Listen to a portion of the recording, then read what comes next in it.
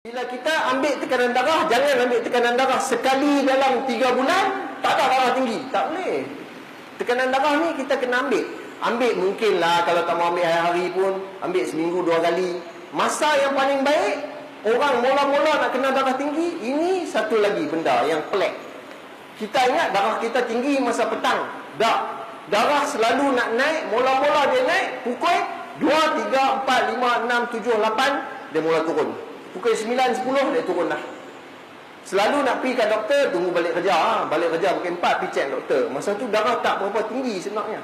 Darah ni nak tinggi masa, sebab tu orang kena angin ahmar bila? Mangkit nak sembahyang subuh, dia kena angin ahmar.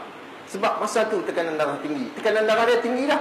Dia lonjak naik, lagi naik pukul tekanan darah dia kena angin ahmar. Sebab tu kadang-kadang orang kena serangan jantung pun subuh. Sebab tekanan darah ni biasanya tinggi di sebelah pagi. Ya, ambil tekanan darah, saya kata ambil beli digital tu, bubuh tepi katil. Dengar orang bang ataupun sebelum orang bang, jangan mangkit lagi, jangan lonjak pada katil, ambil, pasang, tekan, tengok tekanan darah berapa. Masa tu yang terbaik. Dengan satu lagi, nak tidur malam. Dah nak tidur, duduk atas katil, relax dalam 5 minit ke, ambil tekanan darah. Paling tepat. Ini yang kita perlu buat kalau kita nak tahu kita ada tekanan darah ke tak. Ya, baru kita boleh tangkap tekanan darah tinggi ni. Selalu kita terlepas sebab tu, ya. Okey. Dan bacaan tekanan darah tinggi ni macam saya katalah, biasanya kita nak bawah 140, 90 lah, pukul rata. Nah. Okey. Dan ini yang orang katakan, macam mana kalau doktor, kalau saya kata kadang-kadang darah saya tinggi, kadang-kadang turun, kadang-kadang tinggi, kadang-kadang turun. Dari segi perubatan kita ada cara.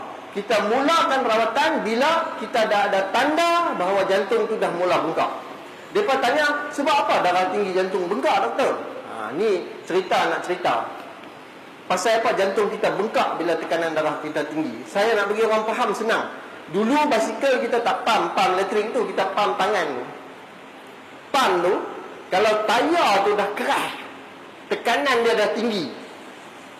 Larat kan pam? Tak larat. Pam pun tak habis lah. Pam suku tarik balik. Pam suku tarik balik. Sebab apa? Dia ketat. Tekanan dalam tayar itu terlalu tinggi, menyebabkan kita kena pam dengan kuat. Samalah dengan jantung kita. Jantung nak pam, tapi tekanan di luar tu tinggi. Jadi dia selalu dia pam macam tu. Dia senyum, dia nak pam.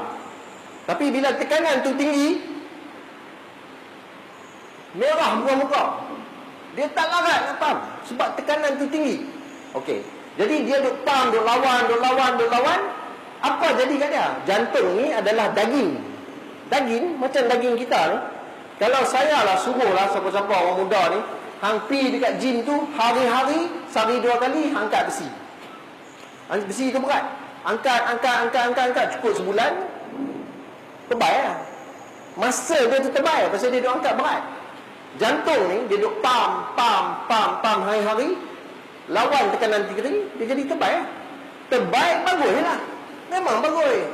Memang jantung kita kuat. Sebab apa dia jadi terbaik? Sebab dia nak lawan tekanan yang tinggi tu. Tetapi air dalam gelas ni banyak ni.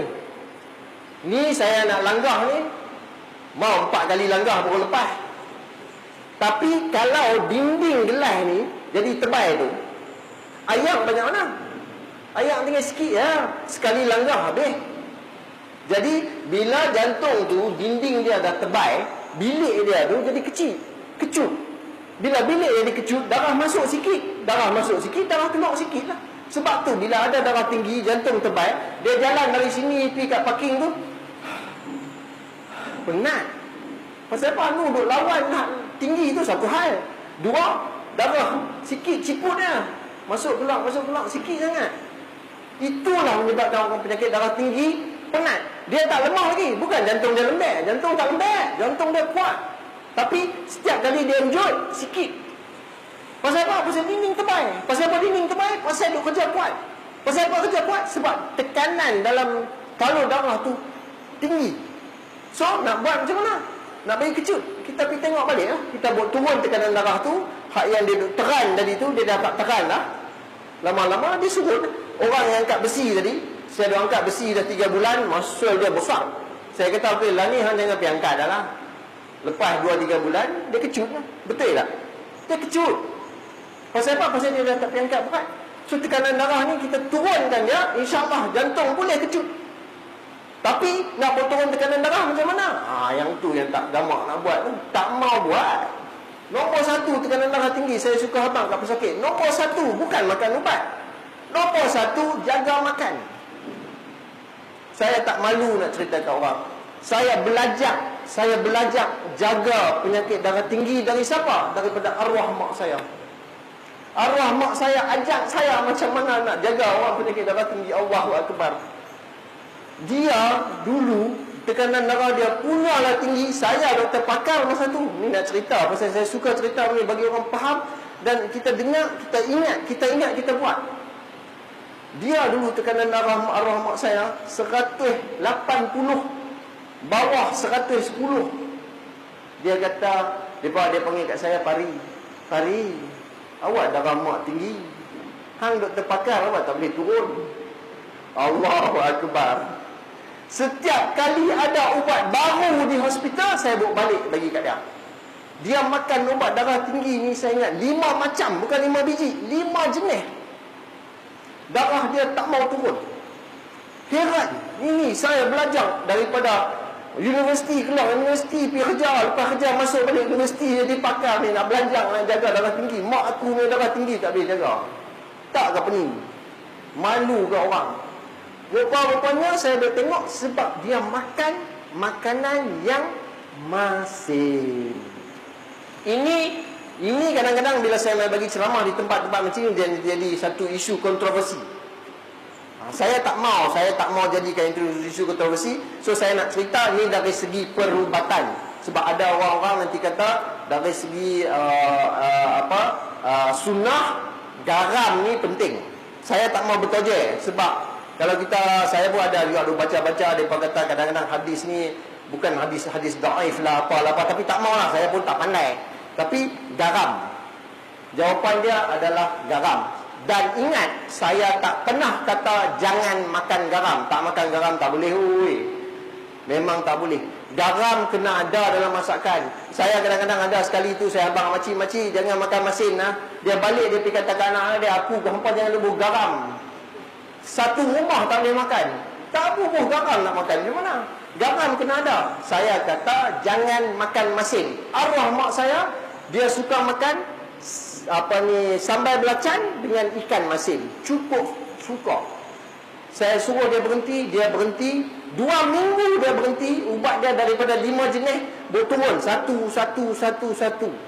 Alhamdulillah, 7 tahun sebelum dia meninggal, tekanan darah dia berapa? 120, 110. Ubat darah tinggi 2 macam. Kenalah juga makan. Tapi daripada 5 macam tu, 5 macam ada kot 7 biji, tinggal 2 biji. Tapi dialah yang ajak kat saya, Pari, mak makan tu semalam, darah naik hari ni. Kita pun pergi lah, barulah kita pergi tengok. Patut pun, rupanya garam tu tinggi. Sebab tu saya kata kat orang yang ada darah tinggi, nombor 1 jaga makan. Makanlah ubat 1 Tupperware pun, darah tak akan turun kalau kita tak jaga makanan kita. Tapi kita tengok dalam Quran dan hadis pun dia dah abang dah, kita kena jaga makan kita. Tapi yang saya kata kontroversi ni, saya tak mau berpertikai garam ni. Saya tak kata jangan makan garam tu, garam kena makan.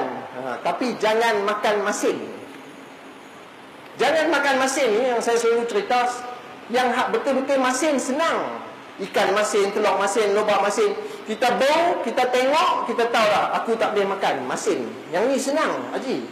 Yang susah ni, yang selalu kita duk langgar ni, yang tak masin tapi banyak garam. Yang ni yang selalu kita terperangkap. Mak saya pun dulu dia kata, mak tak makan lah masin-masin. Tengok-tengok duk makan sambal belacan. So saya dengan dia dulu duduk fikir, saya bahagikan 5 benda. 5 kumpulan makanan yang orang ada darah tinggi, orang ada lemah jantung, jangan duk pergi makan. 5 benda. 1, benda yang dikeringkan. Bukan ikan kering dah memang masin. Benda yang dikeringkan. Ikan bilis, sotong kering, udang kering. Cukup banyak garam. Pasal apa? Dia nak bagi kering tu, nak bagi tahan tu, memang garam. Hang basuh lah lagu mana pun, hang rendam lah lagu mana pun, dia masin. Tapi pasal apa? Ikan bilis tu kita tak ratah, cuba kita ratah, masin. Jangan masak lagi, ambil buah dalam mulut, masin. Nombor 2, benda yang duduk dalam tin. Ini favourite kita lah. Benda yang duduk dalam tin, sardin. Yang tu lah yang duduk dalam tin yang kita duduk makan. Dia nak bagi tahan, dia buang dalam tin, garam. 3, benda dalam botol. Benda dalam botol semua tinggi garam.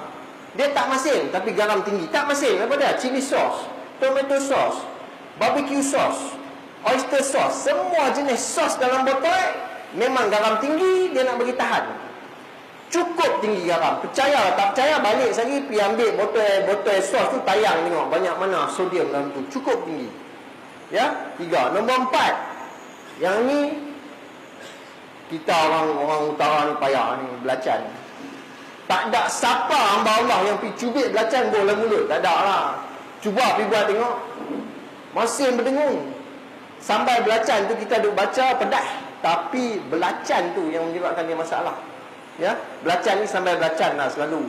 Dan penghabis sekali Pak Haji yang naik motor, Ajinomoto. Ini cukup popular. Kandungan sodium, monosodium glutamate, sodium dalam tu cukup tinggi. Minta maaf lah, kadang-kadang kalau kita pergi contoh kedai-kedai tom yum, satu hidangan, satu sudu, Allahu Akbar, cukup tinggi tu garam. Ini yang, kalau siapa yang ada darah tinggi di sini, cuba, tak rugi. Cuba yang apa saya katakan ni, balik rumah, mulai pada hari ni, jangan makan benda tadi, hak 5 tu, jangan makan. Tak rugi lah, cuba tengok. Lama mana? Sehari, 2 hari tak jadi. Dia kena makan masa sehingga 2 minggu. Sebab garam lebihan tu nak keluar 2 minggu dari air kencing. Berhenti 2 minggu, insya-Allah tekanan darah boleh turun. Boleh. Yakin. Tapi bila kita buat, kita nampak, baru kita percaya. Jadi, kita kena jaga pemakanan kita. Apa dia? Jangan makan masin. Sekali lagi, saya tak kata jangan makan garam. Jangan makan masin. Semua orang lagi doktor safari kata jangan makan garam. Salah, saya tak kata. Garam kena makan. Bukan kena makan garam, kena buhlah makanan tu. Ya. Dia dalam isu garam dengan sunnah ni macam-macam. Ada yang kata Rasulullah ada cicak jari dia bubuh kat langit dia. Tak tahulah, saya pun baca. Ada juga persoalan pertikaian macam-macam. Ada yang kata hadis tu semua hadis dhaif lah. Tapi saya tak pandai. Jadi saya tak mau pertikaikan benda tu. Ada juga yang kata masalahnya bukan masalah garam, tapi masalah macam mana kita gunakan garam. Kalau Rasulullah dia kata dia masukkan dalam masakan tu masa nak habis. Kita bubuh garam masa kita tongeh gulai tu, kita bubuh asam garam.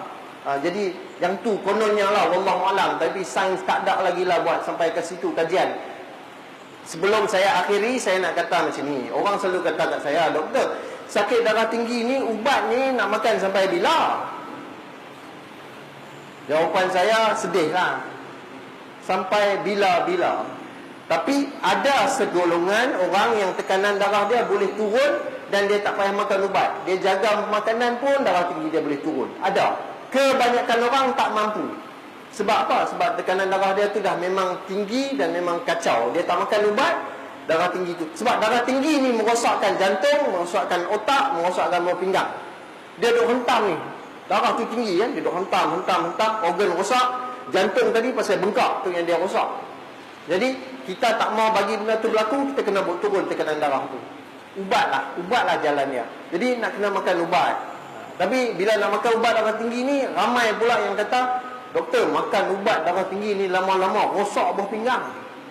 Saya kata dengar mana? Adalah saya baca kat internet, dia kata, ataupun member WhatsApp.